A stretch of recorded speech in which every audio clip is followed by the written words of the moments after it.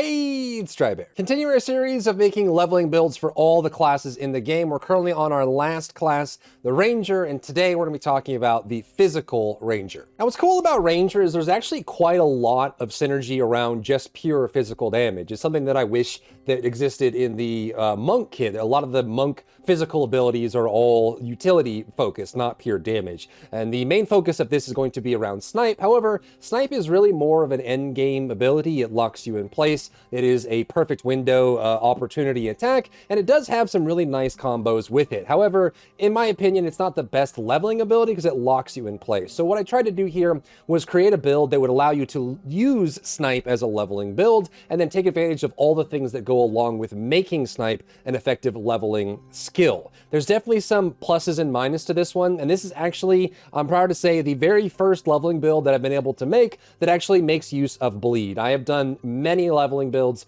with bleed in them, and every single one of them I've had to throw away just because the damage was so unbelievably abysmal and the scaling on bleed was so bad. However, the secret with bleed, which is kind of like the elemental ailments, you know, it's the size of the ignite is based on the hit that hit it. For bleed, it's very much the same. The size of the bleed is related to the size of the hit that created it. So when we're using things like Snipe, which have a massive windup, because that hit is so large, we can then apply a massive bleed dot on the target. We can aggravate the bleed dot with various means it does double damage. We increase the duration of it as well. And because we're stacking so much physical damage, attack speed to make Snipe usable because it's kind of slow by default, and just pure projectile damage, it means just your regular attack is strong. Freezing Salvo, which is 80% conversion of physical into frost or cold, is very strong. All of it just does really good damage. And while every one piece of the build is a little incomplete by itself, when you put it all together, it gives you crazy damage output.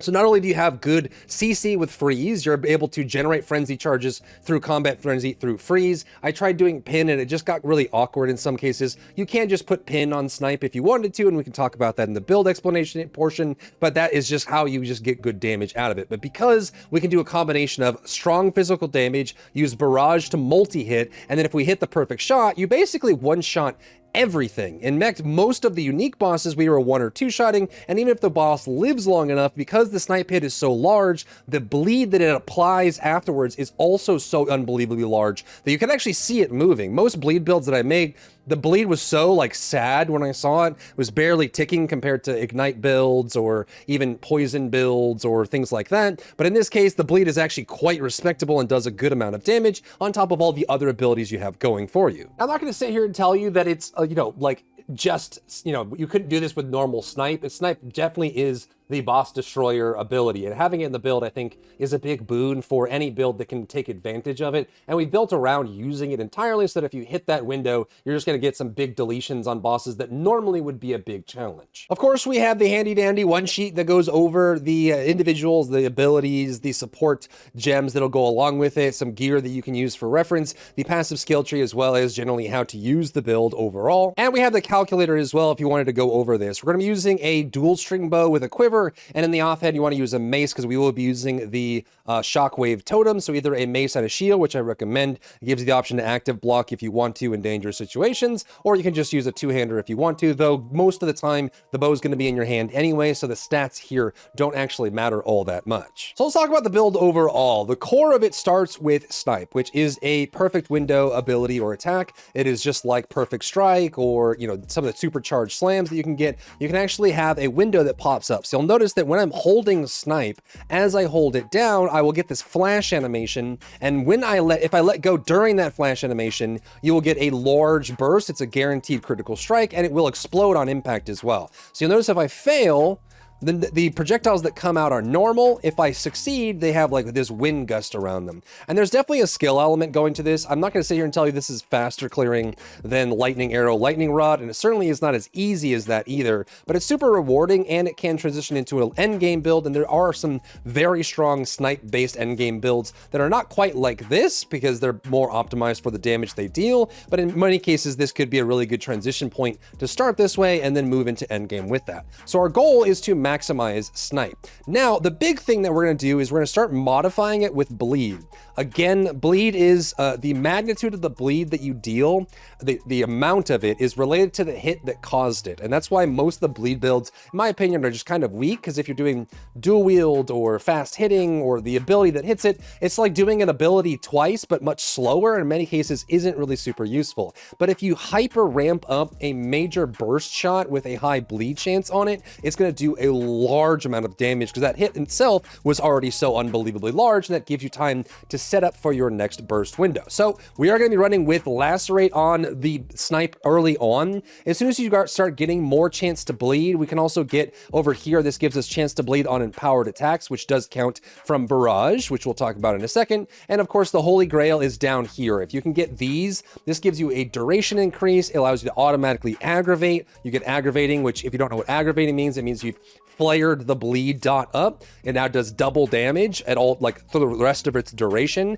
If the enemies just considered moving, you can get more bleeding here, more magnitude. All of those bleeds will go higher and higher. And what's cool is we can even add in Shockwave Totem, which by itself just pulses, but you can make it so that because Shockwave Totem counts as a slam, you can make this create a jagged ground, which is this big rock area around it.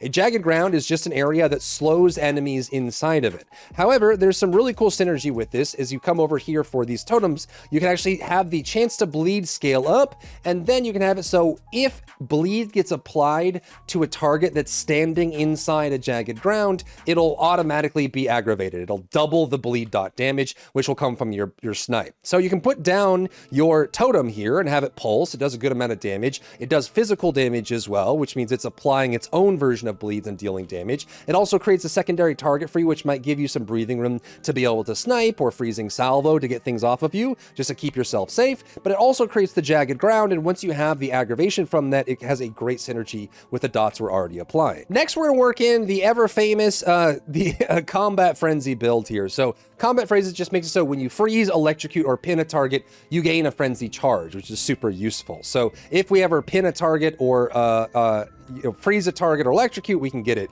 Now, I started working on this as a pin option, running with pin as an option on like bow shot, or on, you can even run it on snipe. If you want to make the build super simple, you can run pin here, even pin lockdown on snipe. It'll give itself its own frenzy charges, and you can cycle that with barrage, which is how we're going to be consuming it. However, pin became very unreliable. I even tried the mercenary ballistas that apply pin, but unfortunately, if your totems cause the pin, your totems get the charge. I wish you could change it. Maybe with some of these options up here, which I haven't tested, like it doesn't read like this, but I don't know if this would happen.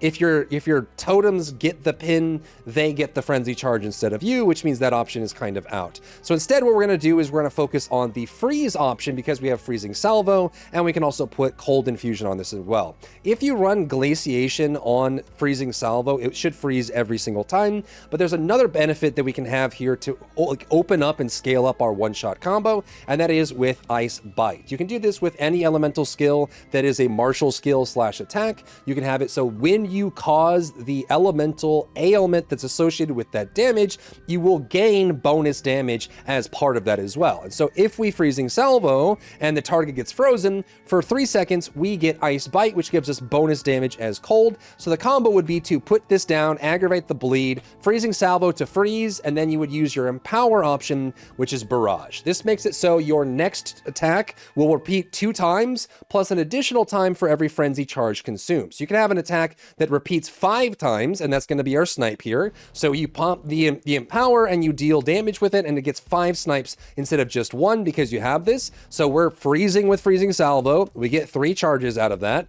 Then we pop barrage, and then we can go ahead and use our snipe for big damage, and it should one-shot basically anything that comes in its way, which gives some extra value there. And that's when things get fun, because if we're going down here, right, we know that there's these nodes under the warrior tree, chance to bleed, but also give additional damage on empowered attacks. And you also have a chance to, so empowered attacks do 50% increased damage from this here. So your barraged Snipe will do 50% increased damage from this, and then you have a 30% chance to aggravate bleeding on targets you hit with empowered attack. So we have the extra damage from the ice bite, we have the extra damage scaled up from the aggravated bleed on the shockwave, we've activated the barrage, which is going to give us 5 snipes in a row, and then we also have a 50% damage multiplier on that snipe, and then we can aggravate a bleed that the snipe causes as well. So if all that hits, there's nothing that's going to be left over, it's all going to be dead in front of you. So that's kind of the major combo. So your one-shot combo is to put this totem down, you can play around it.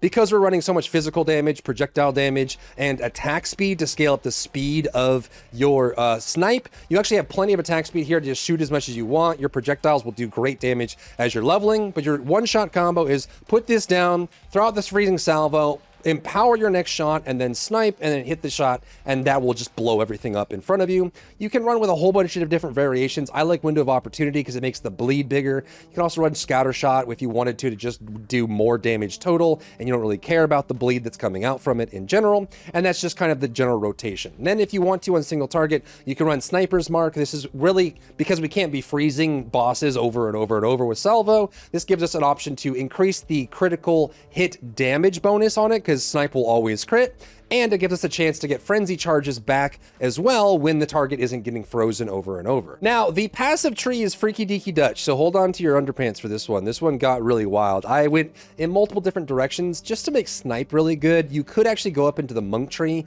What's really cool about this is you could do like attack speed here, grab these, and I tried going up this way. You can get crit damage bonus for free here. It's very easy. Remember, since snipe always crits, all you need is crit damage bonus for this. Then we cut up here, we can get even more crit damage bonus here. Then we can come over into the monk tree and get skill speed, skill speed, skill speed, cast speed, attack speed, crit damage bonus, skill speed, skill speed. And this is a super snipe build. It does crazy one-shot potential damage. It's not quite as well balanced as the build I'm proposing here, but if you don't mind just sitting here and doing this over and over, you can actually get great value of going up to the monk tree and just stacking skill speed and power. But I was worried about spreading a leveling build that was literally just lock yourself in place and try to hit the quick time event timing, or otherwise you die, because I feel like a lot of people would run this build and just end up being obliterated for it. So what we're going to do is we're going to grab all the free damage we get low level, at level 1 here.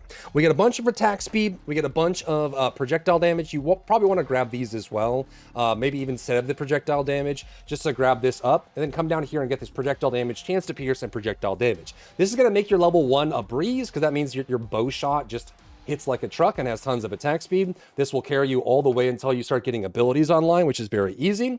Then you want to come over here. It's more efficient. Like, this is 4 points. This is 4 points. You may as well get a little bit of evasion to start with, because you are going to be locking yourself in place and getting hit quite a lot.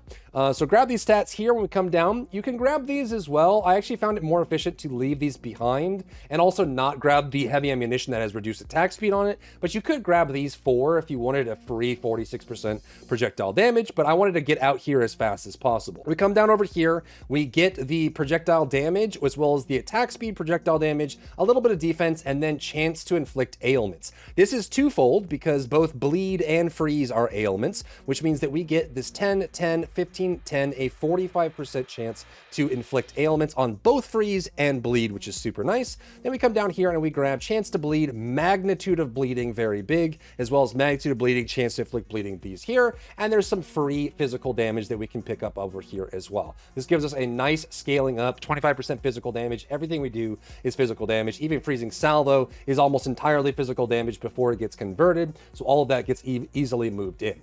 Then your choice is, like, as you start pushing to like Act 2, your choice is either to go over and make your totem stronger. This won't give you a crazy increase in damage. It's very steady because you'll get totem damage, totem damage, totem damage, totem damage, but you'll get attack speed, which will allow you to snipe easier every time you put your totem down, and it'll make your totem tankier, which means you can leave it up and use it as a tank to absorb damage and keep you safe. And keep in mind, since we're running dexterity abilities with strength abilities, it does mean that we're going to be kind of tight on stats. You'll have to get like a little bit more attribute highway to get the dex and the strength that you need to line all this up. up. But if you do decide to go down the totem path here, you will be able to get a whole bunch of strength coming out here, and then you can just spit yourself out here and grab these snipe bonuses with the barrage. So again, this is chance to bleed, and it gives you aggravate on hit with empowered attacks, and the empowered attacks do way more damage. So this will work with the barrage snipe combination, which is empowered, and you'll blow people out of the water that way. Then if you are going down this road, you're just a stone's throw away, you get a jewel slot. You can come down here and get 2 max totems, or 3 if you're using the overabundance support, which gives you another free one but shorter duration. You can grab these here, and then I would go over and grab the chance to bleed, magnitude, and then aggravate inside of the jagged ground, which makes you, again, it doubles the damage of any bleed that gets aggravated as such of that. You can grab some survivability for your totems here if you want, and also give yourself some 1% life regeneration while you have a totem. This gives you, this node and this node are so massive if you're going to run totems at all, which is a huge boon. From there, since you already have points, you can come down this way. You could experiment with knockback distance if you're going to run like Wind Dance instead of Combat Frenzy, and then you can come down this way and you can actually pick up over here to the left and get all of these nodes. This is chance to bleed, aggravate on old bleeds, aggravate when you hit, and then obviously the most important, magnitude. If you any dot build, magnitude is king. 10% increased magnitude of a dot is insanely strong, especially if you're using it for leveling. And then you can come down here, you can grab these, even more bleed, even more magnitude, and of course you get like damage faster, accuracy. You can get area of effect, because that will make the explosion from snipe even bigger, and then you can get even another totem with these here all in that area. So that's what I would do for that. And then along the way, if you ever feel like you need more attack speed to get your bow shot better or your snipe to speed up, there's a whole bunch of attack speed here. You can grab more projectile damage here. There's also attack speed right here. There's attack speed right here, and a lot of free nodes. And you can get more projectile damage here as well. All of this is kind of like in the area once we've left the starting zone. Moving on to Ascendancy, I think Deadeye is the only choice here, and there's some really big wins that you can decide on. They're both about equal in value. It just depends on which one you want more. My recommendation is to go through the middle here to get far shot for damage on far, so you can actually just sit at the back and snipe. But more importantly is you get additional projectile. This will work on snipe. It'll make your snipe from a 5-shot into a 6-shot, or a 4-shot into a 5-shot, and that extra snipe does a lot of damage. And you can also come up here for frenzy duration, as well as chance to gain full charges every time you get a frenzy, and then you can get more duration, and then even better, benefits from consuming frenzy charges for your skills have a 50% chance to be doubled. So you could shoot a lot of snipes in one shot. You could do a ridiculous amount of physical burst damage in a single hit. And honestly, it's one of the best parts about this build is the fact that this is a skill shot, the fact that you have to hit that timing just right. When you do, and everything on your screen just instantly disappears, no matter how much HP they have, is a very satisfying feeling. And because we do have the other weapon on our side here, we can switch to shield. It gives us the ability to block if we need to. It's very flexible, and we're running a bunch of extra strength, which means we have a bunch of extra life as well. So that's the Physical Ranger. It is built for leveling, and you can transition this into a snipe endgame build if you wanted to, but basically I wanted to make a bleeding build that worked, and this is the first time I've been able to do it. I tried it with Warrior, Mercenary, and Monk, and they all failed. It was too weak, just not good enough to be recommended, but this one is quite strong and quite easy, and hopefully it's just something different. If you're looking for a different way to play Ranger other than all the, just lightning rodding your way through life, then I think this is a good fit for that. If you found value in today's video, leave a like down below, leave a comment for the algorithm to help this video get seen by more people, and don't forget to check out my other channels for other content and other stuff and other things.